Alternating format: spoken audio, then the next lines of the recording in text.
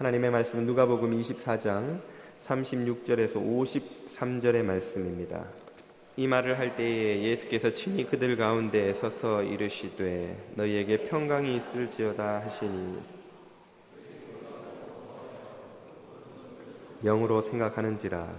예수께서 이르시되 어찌하여 두려워하며 어찌하여 마음에 의심이 일어나느냐.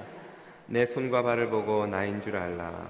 또 나를 만져보라. 영은 살과 뼈가 없으되 너희 보는 바와 같이 나는 있느니라. 이 말씀을 하시고 손과 발을 보이시나 그들이 너무 기쁨으로 아직도 믿지 못하고 놀랍게 여길 때에 이르시되 있느냐 하시니 이에 구운 생선 한 토막을 드리니 받으사 그 앞에서 잡수시더라.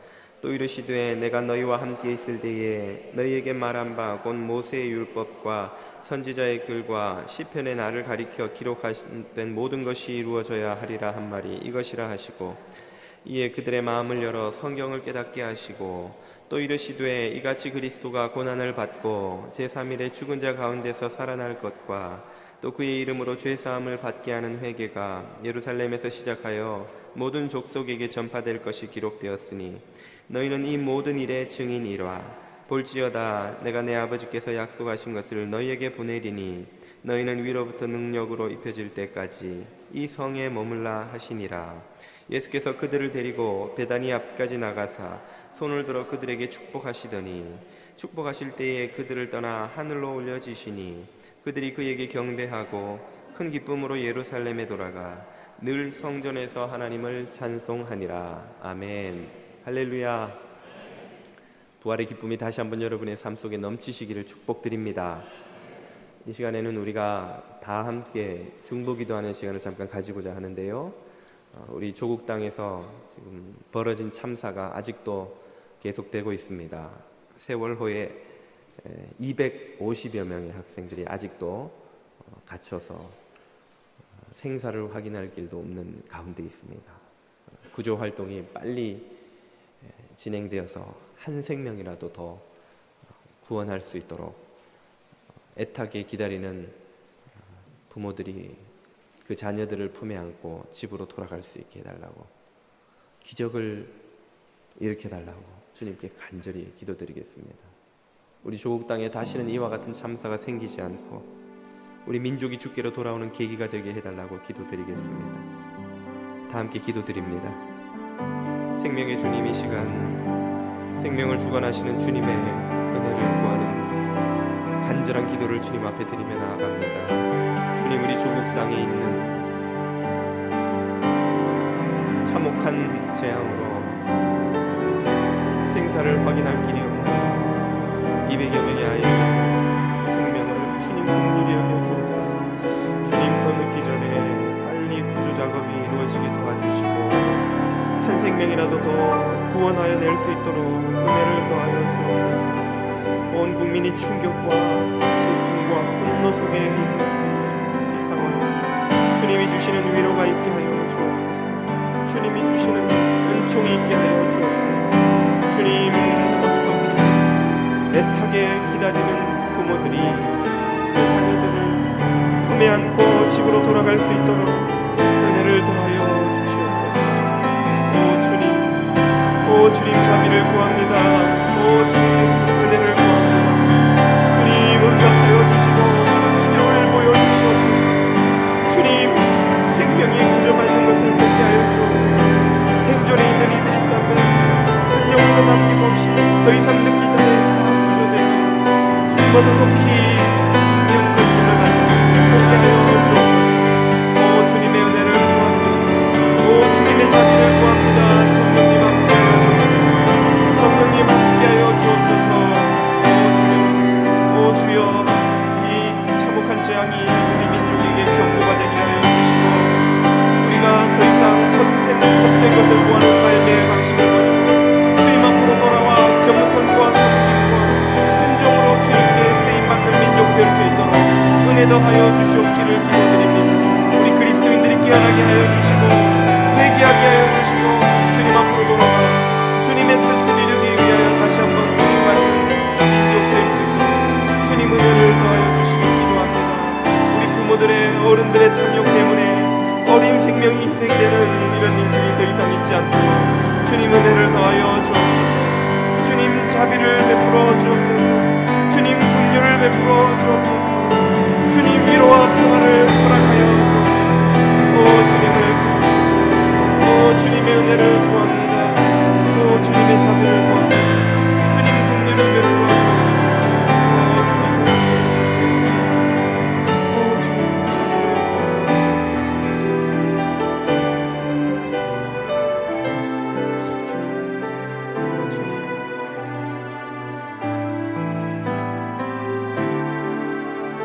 생명의 주관자 되신 주님 앞에 간절히 부르짖어 기도드리오니 어서 속히 구조 작업이 진행되게 해주시어서 한 생명이라도 더 구조해내는 일이 있게 하여 주시옵소서.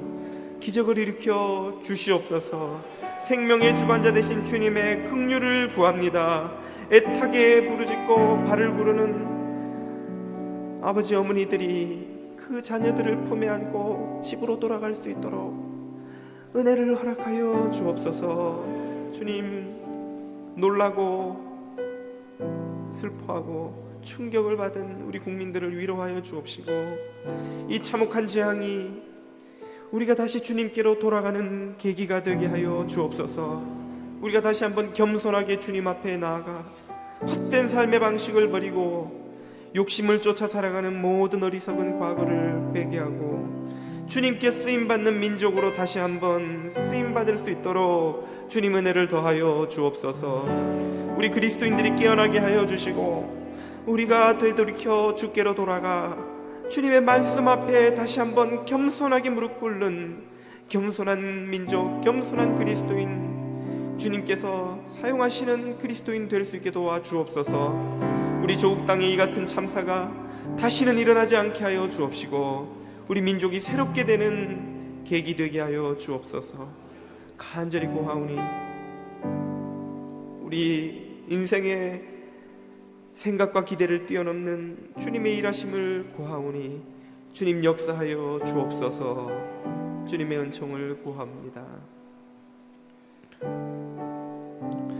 우리 주 예수 그리스도 이름으로 기도드립니다.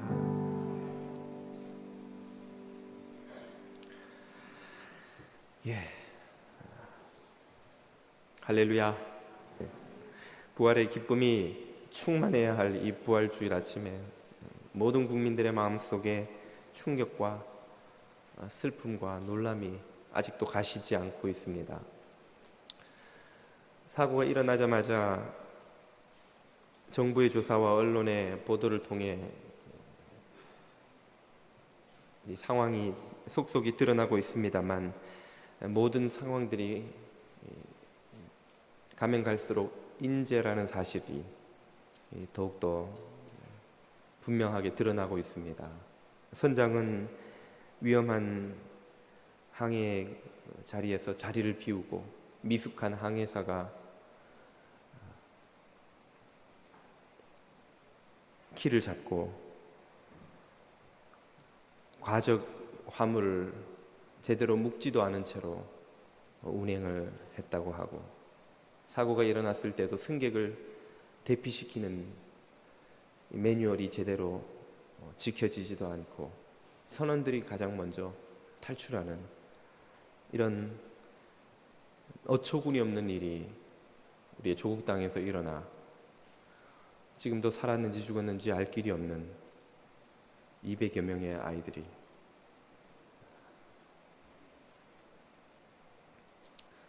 배에 갇혀 있습니다. 이런 원인들이 밝혀지긴 했지만 그보다 더 근본적인 문제, 원인들이 항상 있기 마련이고, 그 문제를 극복하지 못한다면 언제고 이런 참사는 또다시 일어날 수밖에 없는 것이죠. 이미 우리는 서해 페리오 사건을 겪었고 삼풍과 성수대교 사건을 겪었음에도 불구하고 그보다 더하면 더했지 덜하지 않을 이런 참혹한 재앙을 또 겪고 있지 않습니까? 탐사 보도를 전문으로 한다는 한 언론에서 보도한 바를 보자면 그 세월호가 속한 세월호를 운항하는 청해진 해운에서 작년 한 해 동안 접대비로 쓴 돈이 6천만 원 정도 된다고 합니다. 그에 비해서 수십 명의 직원들의 안전교육에 쓴 돈은 단돈 54만 원이었다고 하죠. 관리들과 거래처에 수천만 원을 들여 접대를 하는 동안에 안전이 생명인 해운회사에서 직원들의 안전교육을 시키는데 단돈 500불을 1년 동안 썼다니, 직원들 데리고 나가 회식을 한 번 해도 써버릴 만한 돈을 1년 동안 안전교육을 하는데 썼다니, 선장이 사고가 나자마자 가장 먼저 탈출한 것이 하나도 이상한 일이 아니죠. 안전교육을 받았을 리가 없다는 것입니다. 이번 사태로 정부도 엄청난 비난에 직면해 있습니다. 해양수산부가 작년에 한 해 동안 이 여객선 안전점검을 한 보고서를 보면 이 여객선 한 대당 안전점검에 들어간 시간이 13분이라고 나와 있습니다. 평균 1000명에 가까운 승객이 타는 그 거대한 여객선을 한번 올라갔다 내려와도 13분이 지나가 버릴 테고, 서류만 넘겨도 13분은 넘어가 버릴 텐데 13분 동안 그 거대한 배의 안전을 점검하는 것이 전부였다는 것이죠.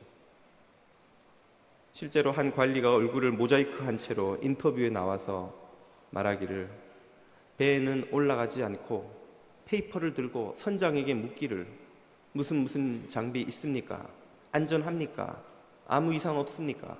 예, 그렇다면 체크하고 점검이 끝난다는 거예요.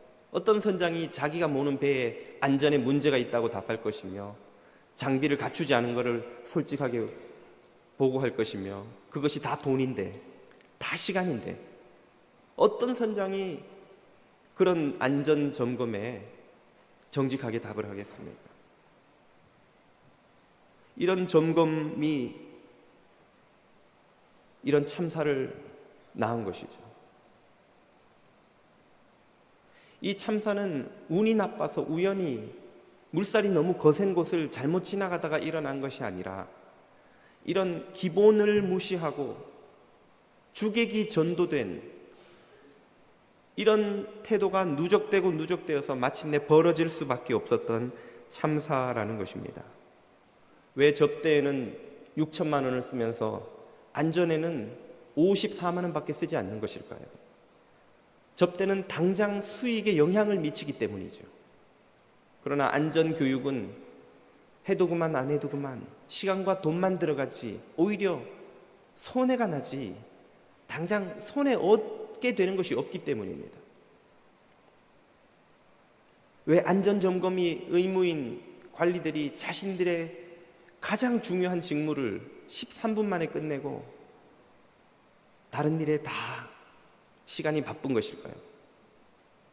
자신들의 자리를 지키는데 안전점검은 별로 도움이 안 되기 때문이겠죠. 상사나 국회의원이나 그들의 자리를 보존해 줄 수 있는 사람들에게 인정을 받아야 하는 일이 더 중요한 것이지, 그 안전점검은 그들에게 중요하지 않기 때문이 아닐까요? 주객이 전도되고 기본이 소홀하게 된 결과인 것입니다. 그 결과는 얼마나 참혹하며 대가가 무섭습니까? 몇백 명의 아이들이 어른들의 욕심 때문에 차가운 손실에서 차오르는 물속에서 떨다가 생명을 잃어가고, 그 자녀들을 잃은 수백 가정은 그 고통과 슬픔을 어떻게 치유받을 것입니까? 온 국민이 패닉 상태에 빠져 있는 이 슬픔과 아픔은 도대체 어떻게 극복할 것입니까? 온 세계에 한국이 얼마나 후진한 나라인지, 한국이 얼마나 국민들의 안전에 관심이 없는 후진국인지를 광고한 이 수치스럽고 모욕적인 상황을 우리는 또 어떻게 극복해 나갈 것입니까? 아마 그 해운회사는 문을 닫고 사장님은 감옥에 가겠지만 그분이 감옥에서 나온들 이 대한민국에서 어떻게 고개를 들고 남은 생을 살아가실 수 있을 것입니까?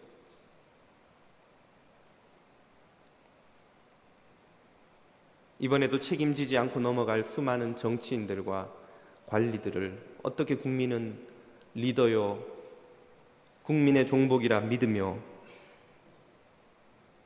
살아갈 수 있을 것입니까? 기본을 무시한 대가는 참혹한 것입니다. 기본을 무시하고 얻는 것은 결코 얻는 것이 아니요, 마침내 모든 것을 잃어버리는 것이죠. 이 사건의 교훈은 너무나 분명합니다. 기본을 무시하면 참혹한 대가를 치른다는 것입니다. 기본을 무시하면 얻는 것보다 잃는 것이 더 많게 된다는 것이죠. 이것은 우리 인생에 그대로 적용되는 원리입니다. 우리 인생에 기본이 있다면 무엇입니까? 그것은 신앙이라고 할 것입니다. 왜 신앙이 인생의 기본입니까? 우리가 어디서 왔고 어디로 가며 삶의 목적과 의미가 무엇인지 오로지 신앙만이 가르쳐주기 때문입니다.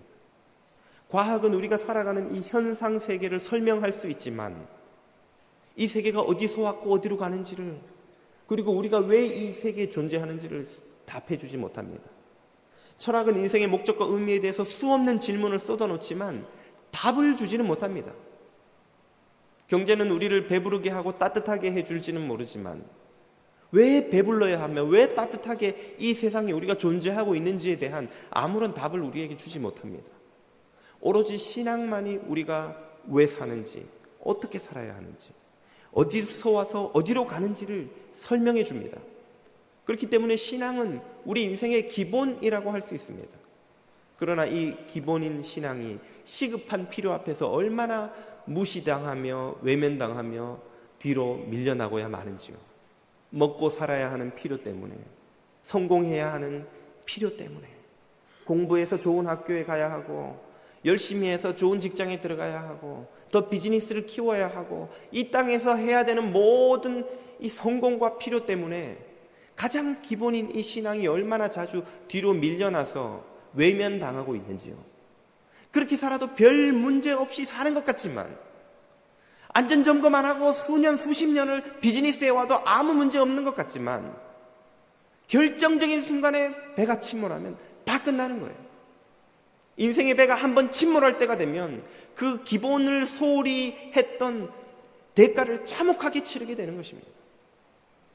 우리 인생의 배가 흔들리고 가정이라는 배가 위태위태하고 삶이 붕괴될 침몰할 위기에 놓이면 그 기본을 소홀히 수십 년을 살아왔던 대가를 한순간에 다 치르게 되는 것이죠.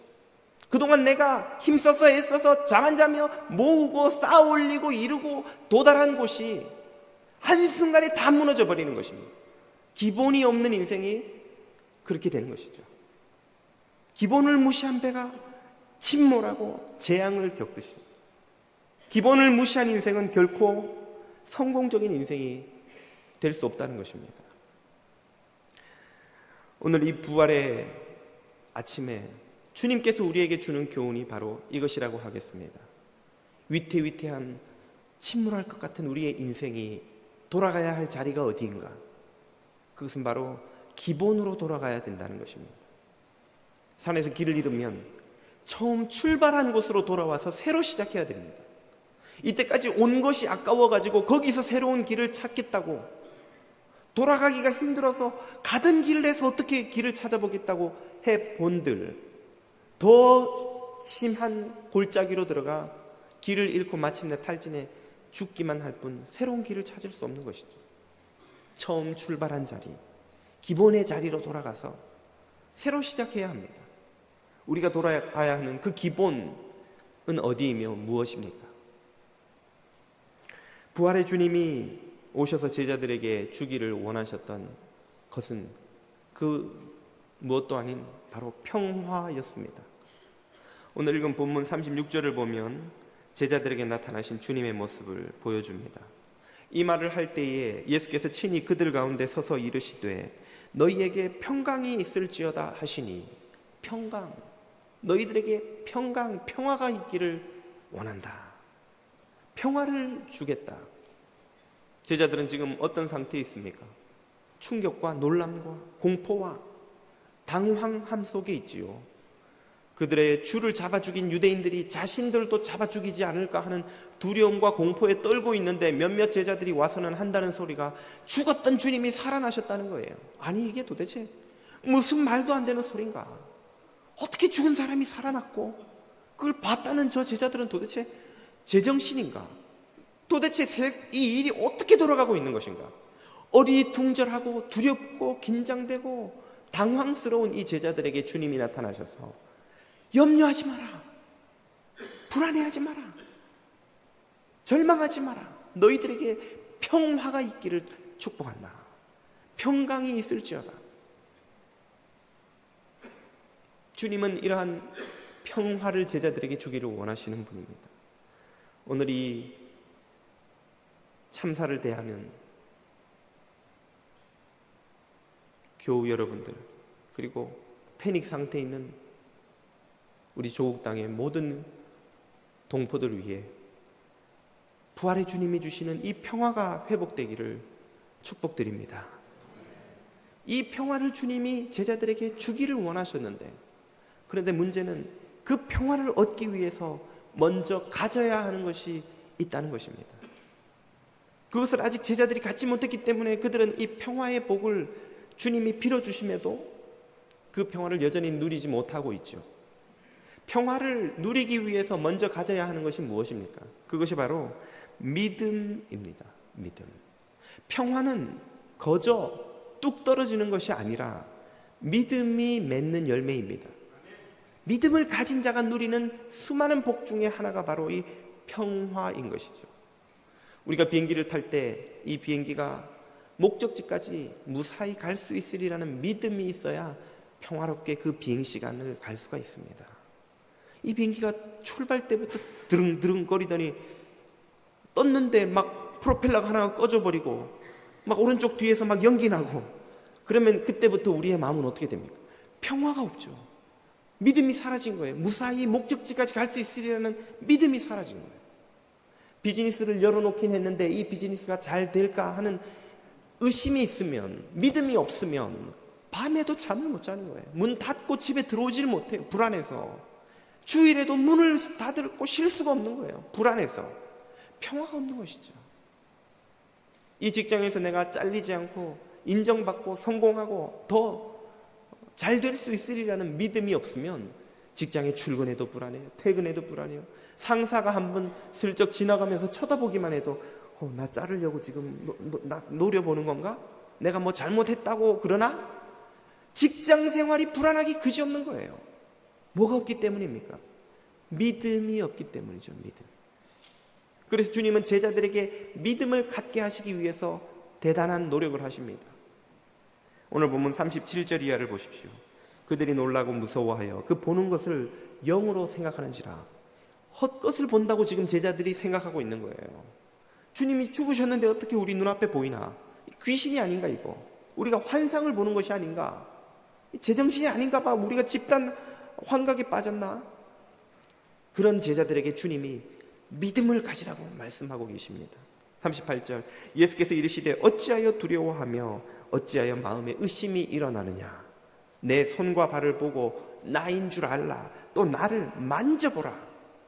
영은 살과 뼈가 없으되 너희 보는 바와 같이 나는 있느니라. 내가 귀신이 아니란 말이에요. 헛것을 보는 게 아니라는 말입니다. 육으로 부활했다라고 지금 제자들에게 보여주시는 거예요. 주님은 더 나아가서 먹을 것을 달라고 해서 생선 한 조각을 다 드시기까지 했어요. 귀신이 생선 먹는 거 봤냐? 씨나락은 까먹어도 생선을 안 먹는 거예요. 귀신은. 귀신이 아니고 나는 헛것이 아니고 생선 먹는 나는 살아있는 리얼이다. 리얼. 진짜다. 진짜. 제자들에게 그걸 믿으라고 하고 계시는 거예요. 왜 그렇게 애를 쓰십니까? 제자들이 그것을 믿을 수 있어야 평화를 누릴 수 있기 때문이죠. 부활하신 주님을 믿을 수 있어야 그 주님이 주시는 평화를 누릴 수가 있는 것입니다. 우리가 이 세상에서 살아가는 동안 평화를 누리기 위해 필요한 것이 바로 이 믿음입니다. 우리의 먹을 것, 입을 것, 우리를 돌보시는 자비로우신 아버지 하나님을 향한 믿음 없이 어떻게 우리가 이 땅의 근심과 걱정과 염려로부터 자유로워 평화를 누릴 수가 있겠습니까? 우리의 죄를 십자가가 남김없이 깨끗이 씻는다는 믿음 없이 어떻게 심판의 공포로부터 자유로워 평화를 누리며 살아갈 수가 있겠습니까? 우리의 다음 생이 영원한 하나님의 영생이 보장받았다는 이 소망이 없이 어떻게 죽음의 공포를 극복하고 평화롭게 하루하루를 복되게 살아갈 수 있겠냐는 것이죠. 우리가 참 평화를 누리려면 참된 믿음을 먼저 가져야 하는 것입니다. 이 믿음의 열매가 평화입니다.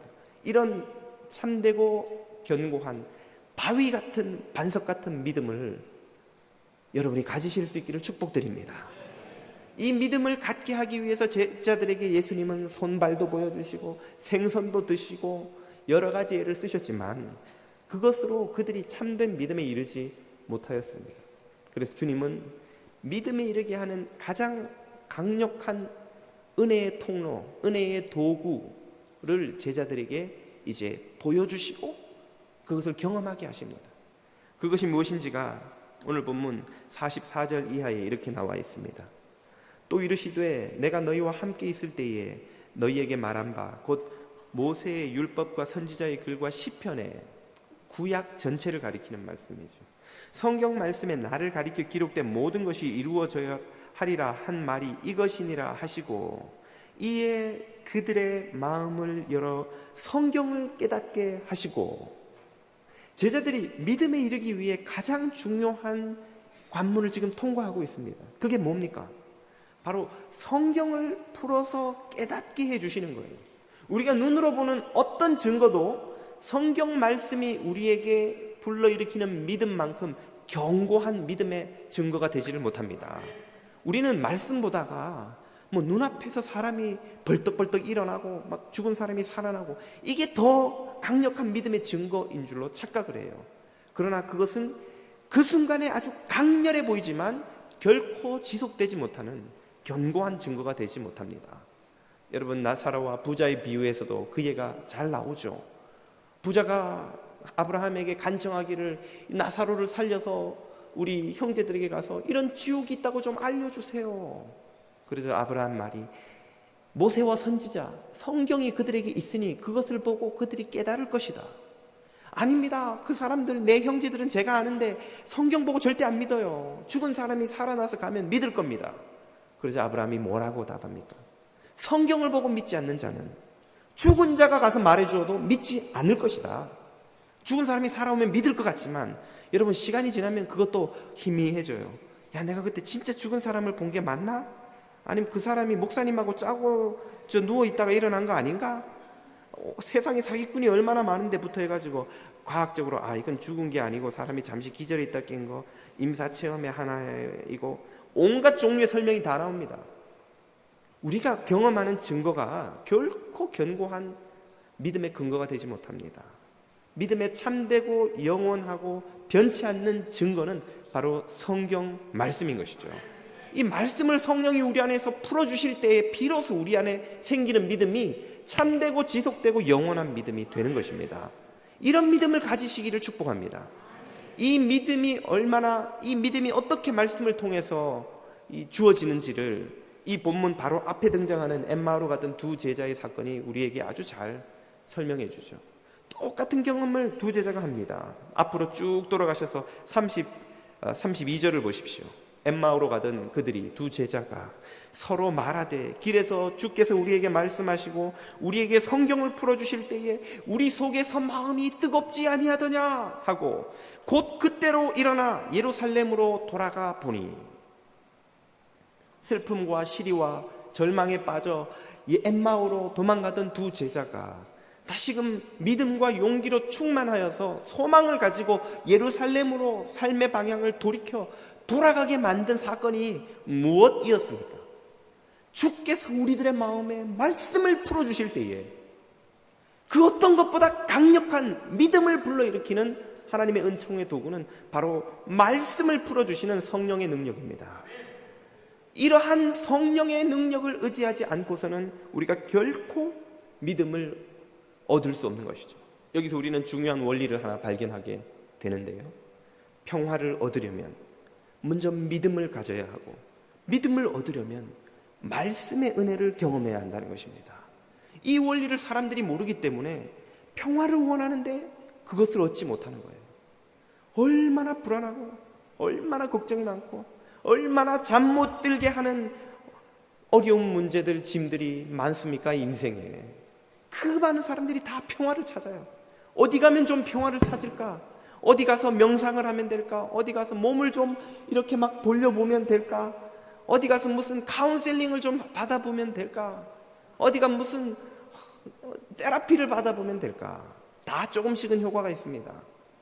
그러나 진통제처럼 증상을 완화시키는 것일 뿐 본질적인 원인을 제거하는 게 아닌 거예요. 그 모든 치료들은. 참된 평화는 어디에서 옵니까? 참된 믿음에서 나오는 것입니다. 그리고 그 믿음을 얻기 위해서 우리가 의지해야 하는 주님의 은혜의 도구는 바로 생명의 말씀인 것이죠. 이 원리를 모르기 때문에 말씀을 듣지 않고 믿음 위에 서지 않으면서 자꾸만 평화를 누리려고 하니까, 밥을 잘 먹고 운동하고 건강관리하지 않으면서 가만히 24시간 침대에 누워있으면서 보약만 계속 먹어가지고 건강을 지키려 하는 사람하고 똑같은 거예요. 여러분, 그렇게 해가지고 건강이 지켜지겠습니까? 근육은 다 풀어지고 뼈대도 칼슘 다 빠져나가고 거기다 계속 보약을 먹는다고 해결되지 않는 것처럼, 믿음과 말씀 가운데 서지 않은 채로 누리려는 평화는 거짓 평화입니다. 사이비 평화입니다. 순간적인 찰나적인 진통제에 불과한 평화인 것이죠. 그러므로 참된 평화를 누리기를 원한다면 믿음 위에 굳게 서야 합니다. 믿음 위에 굳게 서기 위해서는 그 무엇보다 하나님의 말씀을 들어야 합니다. 이 말씀이 그러므로 신앙의 기본입니다. 우리 인생이 침몰하는 배처럼 흔들리고 방향을 잃고 뒤뚱뒤뚱할 때 돌아가야 하는 자리가 있습니다. 바로 이 말씀을 듣는 자리이지요. 그 말씀을 듣는 자세가 어떠해야 하는지를 고넬료가 이렇게 보여줍니다. 사도행전 10장 33절을 보십시오. 로마의 백부장 고넬료는 베드로 앞에서 이렇게 말하죠. 이제 우리는 주께서 당신 베드로에게 명하신 모든 것을 듣고자 하여 다 이곳 하나님 앞에 있나이다. 로마의 백부장이라는 고위 장교요 헬라 지도층 인사로 이 팔레스틴 지역에서 무시할 수 없는 지위와 힘과 부를 가진 이 존재가 팔레스틴의 피지배 식민계층의 그 갈릴리라는 시골에서 온 어부 출신의 한 어부에게 뭐 들을 게 있습니까? 데리고 왔으니까 이 어부가 뭐라고 하는지 드러나 보자. 백부장이 그렇게 하지 않고 그 말씀 앞에서 무릎 꿇고 우리가 다 하나님 앞에 있나이다. 하나님의 말씀을 듣고 있습니다. 이런 겸손한 자세로 하나님의 말씀을 듣는 것이야말로 신앙의 기본인 것입니다. 이 기본을 신앙인들이 잃어버리기 때문에 10년, 20년, 30년 신앙생활 하면서도 삶의 목적과 방향을 찾지 못하고 성장하지 못하고 오히려 더 많이 방황하고 더 많이 왜곡된 모습으로 자라게 되는 것이죠. 한쪽으로 귀뚱한 채로 살아가는 것이죠. 이런 고넬료와 같은 자세로 우리는 설교 말씀을 듣고 성경을 공부하고 또 날마다 큐티를 통해 말씀을 듣고 아니면 새벽 기도를 통해 주님 앞에 기도하고 듣고 그렇게 주님과 동행하는 우리가 되어야 할 줄 믿습니다. 목사님, 먹고 살기도 바쁘고 힘든데 언제 주일 설교 한번 드리기도 예배 드리기도 힘든데 무슨 성경 공부는 다 뭐고 큐티는 다 뭡니까? 아침에 출근하기 얼마나 바쁜지 아세요, 목사님? 예, 주님의 말씀을 듣는 것은 우리들에게 많은 시간과 정성을 요구할지도 모릅니다. 그러나 우리 인생의 배가 기우뚱 침몰하려는 그 순간이 되면 그 기본에 투자하지 않은 처절한 대가를 치를 때가 되면 그 말씀에 투자하는 시간만큼 적게 투자하면서도 엄청난 소득을 거둘 수 있는 그런 은혜의 통로는 없다는 것을 깨닫게 될 것입니다. 우리의 인생이 침몰하려 할 때, 가정이 뒤뚱뒤뚱할 때, 나의 삶과 비즈니스와 내 삶의 자리가 뒤뚱뒤뚱할 때, 물이 막 차올라오고 있을 때, 그때는 우리가 왜 내가 기본을 충실하지 못했던가? 왜 내가 날마다 말씀으로 내 삶의 목적이 어디인지, 어떻게 살아야 하는지, 어떻게 주님의 인도를 받아야 하는지를 왜 진작 매일매일 순종하며 따라가지 못했던가? 내가 왜 이 엉뚱한 것으로 이만큼 너무 멀리 와서 돌아가지도 못한 채 내 삶이 침몰하고 있는가? 후회해봐야 아무 소용이 없는 것입니다. 안전점검을 소홀히 하고 안전교육을 무시한 대가가 이토록 참혹한 것처럼 우리가 신앙의 기본, 말씀을 듣는 이 자리에서 날마다 주님 앞에 겸손히 말씀 먹기를 게을리한 대가는 얼마나 무서운 것이 될지요. 이 배는 육체의 생명을 바다에 가라앉혔지만 우리가 치러야 하는 대가는 영원한 생명을 지옥에 가라앉히게 되는 것일지도 모릅니다. 사랑하는 교우 여러분, 우리 인생에 최고의 투자가 있다면 그 무엇보다 적게 투자하면서 많은 것을 거두는 시간이 있다면 바로 말씀 앞에 무릎 꿇는 이 시간인 줄 믿습니다. 그 시간이 아무리 길어도 우리가 TV 보는 시간보다 훨씬 적습니다. 잡담하며 보내는 시간보다 훨씬 적습니다. 근심하며 잠 못 자며 밤새 끙끙대며 앓는 시간보다 주님 앞에 가는 시간이 훨씬 적고 은혜롭습니다.